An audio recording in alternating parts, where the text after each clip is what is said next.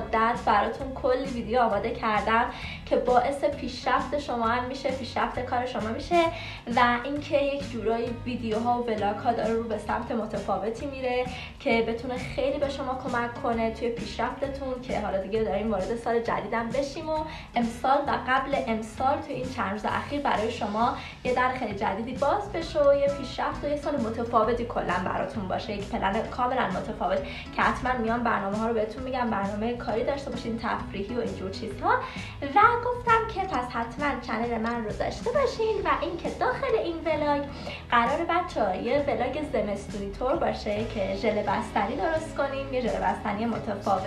بچه‌ها چیزایی که لازم داریم برای ژل بستنی چند تا ترکیب ساده است.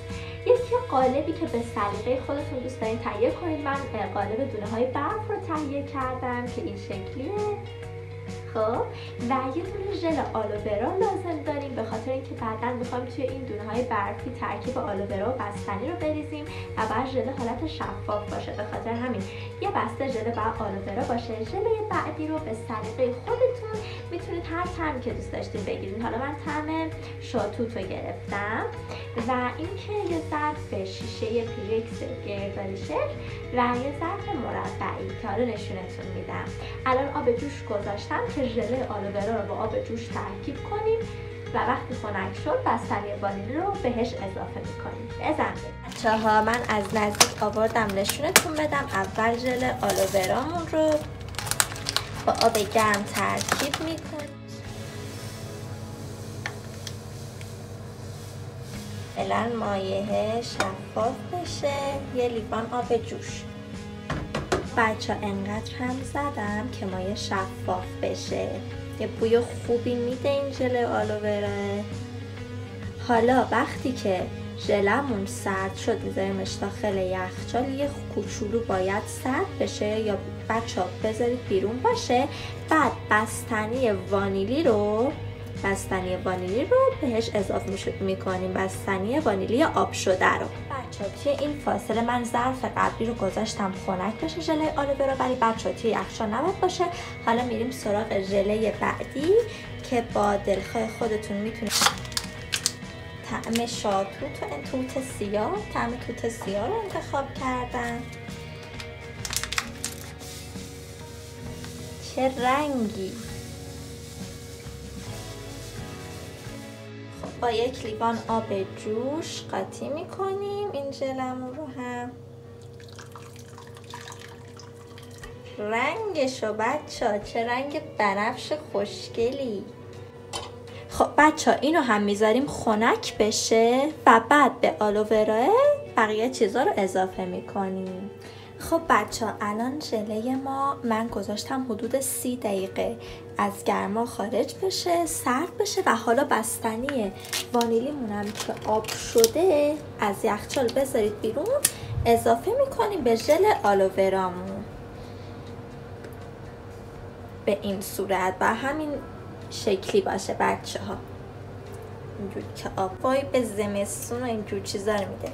شما وقتی مثل من بچه‌ها چیزای دسر مانند و مخصوصا درست میکنید خیلی ذوق میکنید. نه من خیلی دوست دارم. وای به زمستون و اینکه بذاری کنارت اینجور چیزا رو. بعد اینو با هات چاکلت هم حتی میتونید قاطی کنید، به عنوان خامه رویی هات چاکلت هستا. بذارید کنار لپتاپ، فیلمم روشن کنی ببینی. خب اینجوری بچه‌ها هم میزنیم تا یک دست بشه. بعد میخوام بریزمش توی قالبای برفی. خب بچه‌ها آوردم از نزدیک نشونتون بدم، کامل بعد ترکیبش کنید. ببینید اینجوری میشه بافتش. باید قشنگ همش بزنید تا یک دست بشه کاملا، خیلی مهمه. بعدش بریزیمش داخل قالبای برفیمون.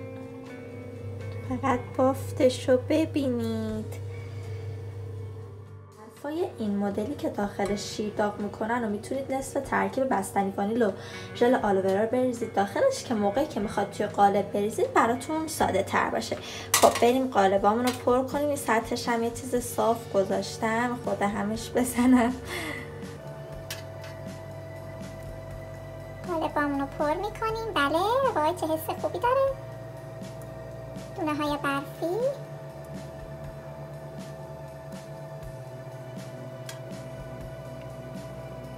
خب بچه اینم از قالبای برفی گوگولیمون میذاریم داخل یخچال تا ببنده، میریم سراغ بقیه کارا. خب بچه من منوا به تنوع اومدم این قالبای میوه‌ای هم پر کنم تا اون برفای گوگولی یخ میزنه. اینم میتونید روی هات چاکلت و اینا که درست میکنید بعدش این دونه های یخی رو بریزید روش. اینم از ایدهش گفتم حالا در کنارش اینو هم میتونیم استفاده کنیم.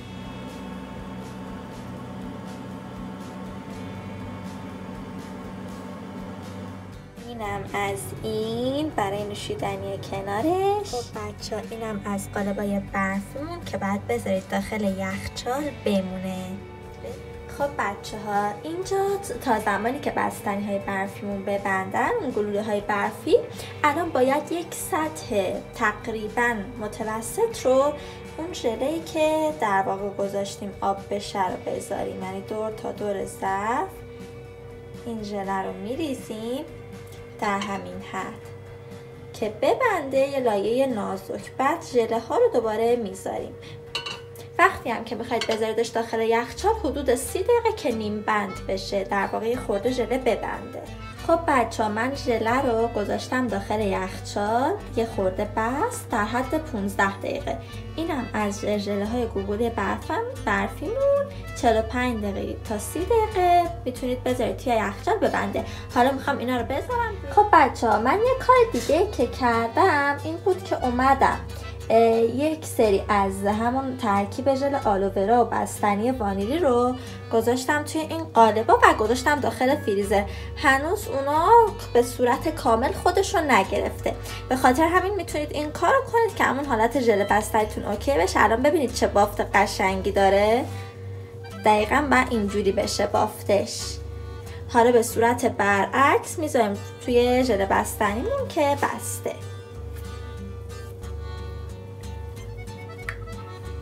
یه حالت باحالی مثل مارشمالو یخ زده پیدا کرده. خب به صورت برعکس میذاریم.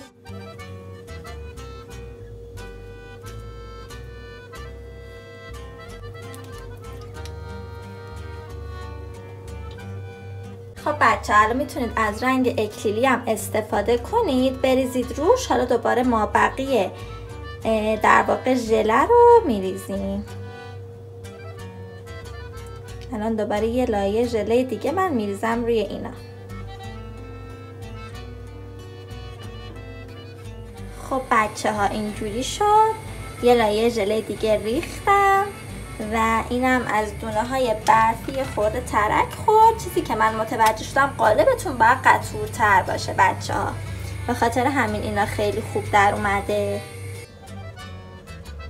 خب بچه ها اینم از 4-5 ساعتی که ژله بستنی توی یخچال بود. حالا بریم برشش بدیم ببینیم چجور میشه. این رنگ خوراکی رو زدم، عشق اکلیلا میدونن و من عاشق اکلیلم. کل ژله ها رو اکلیلی کردم. بریم قاشش بزنیم ببینیم طعمش چجوریه. از وسط این ژله هیجان انگیز رو برش بزنیم. خب بافتش رو بهتون نشون بدم. اینجوریه، ببینم طعمش چجوریه. ای وای. خب حتما درست کنید، طعمش فوق‌العاده است. ممنونم که تا اینجای ویدیو همراه من بودین. سابسکرایب های شما، حمایتاتون، کامنت های قشنگی که برام میذارید یه دلگرمیه برای من و به هم انگیزه میده. و ممنونم از اینکه کامنتاتون رو برام به اشتراک میگذارید و یه خوش آمدگویی بگم به افراد جدید. خیلی خوش اومدین و قراره قبل از عید امسال با پلن‌های من، با تجربه های من توی این چند ماه بتونید در رابطه با شغلتون و پیشرفت کاریتون و روزمرگی همه چیتون رو هندل کنید. امسال یه سال متفاوتی برای شما هست. منتظر ویدیوها باشین که قرار استارت ویدیوهای خفن خورده بشه. مرسی ازتون، دوستتون دارم.